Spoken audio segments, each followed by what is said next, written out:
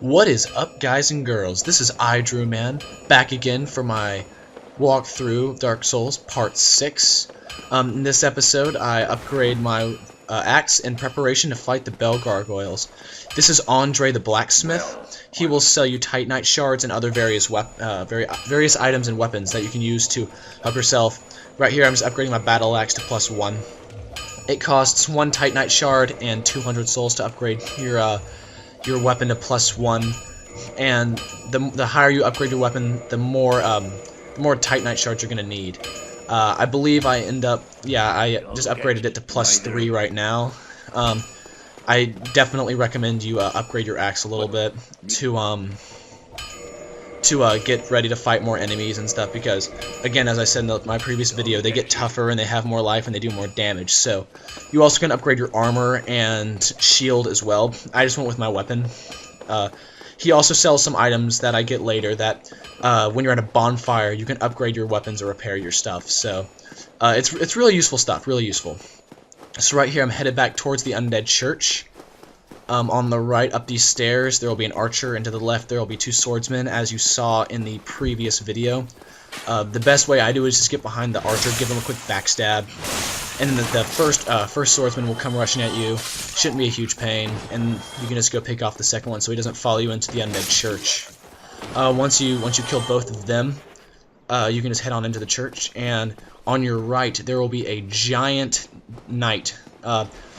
I used to call them Tower Knights, however, I believe they're called something else, but I can't remember the name. If you notice, I totally failed to parry. You can parry these guys, but you can't get the riposte, so, I mean, if you want to, you can, but, so right here, I was trying to get some distance between me and him so I could get a Estus Flask swig, so, this guy does not respawn when you kill him, so, if you take him out, then you won't really have to worry about him anymore. There are some later in the game, but he dropped a Titanite shard from me, and right here, I got a Firekeeper soul, which if you saw in my first video, it upgrades your Estus Flask to do more HP. Right there, if you notice the little elevator thing right there to the left in the doorway, I forgot to activate it in my playthrough. What that does is it's a shortcut down to Firelink Shrine. So it's a really handy shortcut that you can use just throughout the game to get from place to place a lot faster, and it's really useful.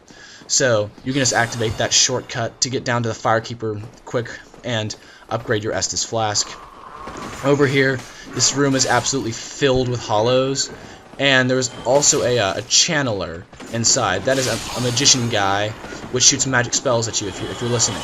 And what it also does is, if you notice these guys that I'm fighting have a little bit of a mist ring thing around them. If you notice that last one I'm locked onto now has that little mist thing around it, that means that they're buffed up. That means their damage does a lot more, it breaks your guard a lot easier. When the channeler does a certain move where he kind of jumps around and looks kind of goofy, he actually buffs everyone around him. So you really want to be aware of that. It buffs himself as well. If you'll notice, he kind of has a little fog stuff around him. So he doesn't have too much HP.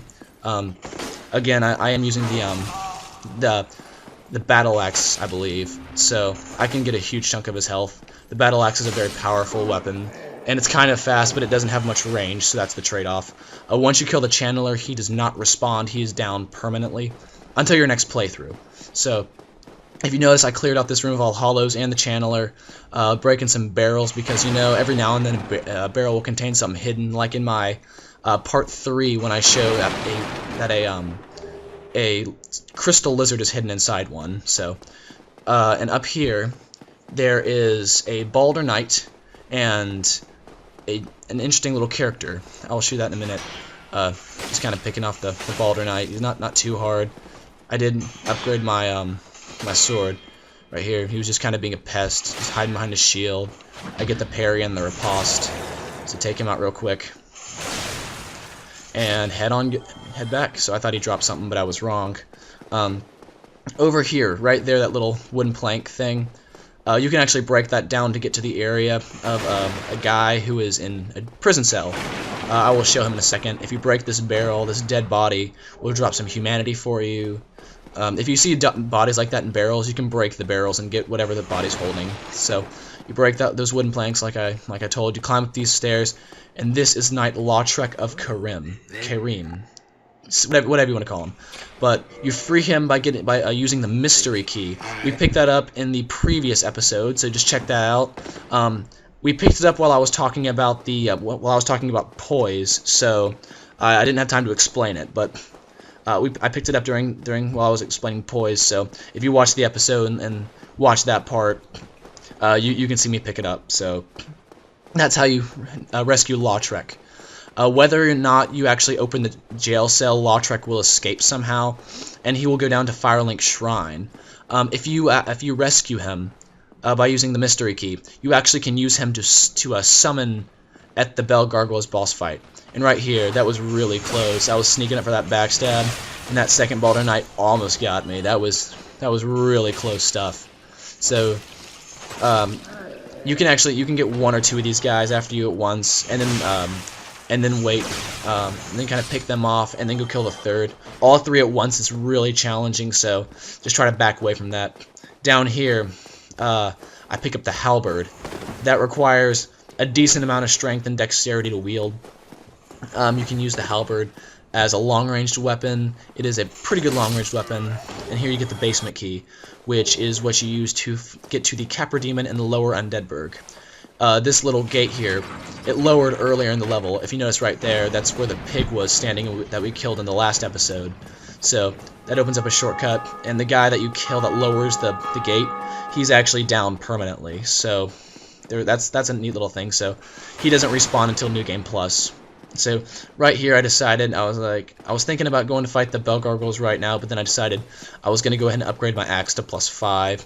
At this point in the game you should do that anyways, because, you know, the Bell Gargoyles, they're fairly tricky, primarily because there's more than one. When you get the first one down halfway, the second one jumps down. So, you know, the more damage your weapon does, the quicker you can take them out, the quicker, the less life you'll lose by doing that. So I went back to Andre. I bought a few Titanite shards and upgraded my weapon to +5. So yeah. I've run out of things to talk about. So battle axes +5, yeah. Okay, so now that it's +5, I went ahead and just learned his gesture, just because I felt like it. Because I mean, who doesn't like a good gesture now and then? Right there, those are the items I was talking about: the weapon and armor smith box and the repair box. You use those at bonfires, so you don't have to go to a blacksmith to upgrade your stuff or repair your stuff. You can just do it at bonfires. Those are incredibly useful items. You should most definitely buy those. They have saved me a lot of trouble from going back to visit blacksmiths, because there are parts in the game where enemies do direct damage to your durability, and like 1 or 2 hits will like break your weapon, so it'll do hardly any damage. I mean, yeah, your weapon will hardly do any damage. So if you have a repair box on you, that's the one I recommend you have most. The repair box.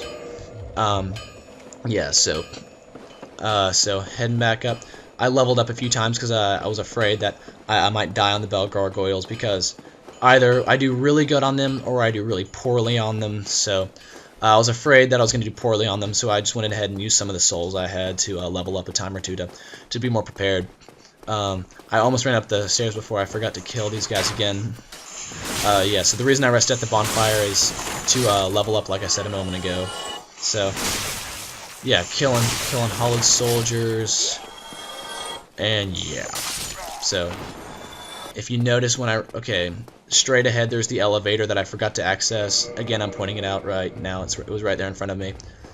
You need to access it. I just totally forgot. I was stupid. So and yeah, so killing this guy right here. And the hollows in this next room, as I said before, you really want to be careful of, because there are so many of them. And if you try to run past them, there's actually one that will kind of get in your way at the door, the next doorway. Not this doorway, but the second doorway. The one, yeah, straight ahead. That one, a hollow will actually get in your way, and you'll be surrounded by like all of them, unless you get your timing just right. So I mean, I decided not to risk it, and you know, I just wanted to show you a tactic to take out these guys. I mean, it's hard to get every single one of them without getting hurt, but it's easily possible. And one last thing, you can, as I said earlier, if you free Lautrec, you can summon him for the boss fight against the Bell Gargoyles. His summoning sign is right here. You have to be in a human form to actually be able to see the sign and summon him. And if you talked to Knight Solaire earlier in a previous episode that I showed, his summoning sign will be about right here where I'm running around. Alright guys, so make sure to like, comment, and subscribe. Stay tuned for the next episode where we take on the Bell Gargoyles. And yeah, so y'all have a nice evening.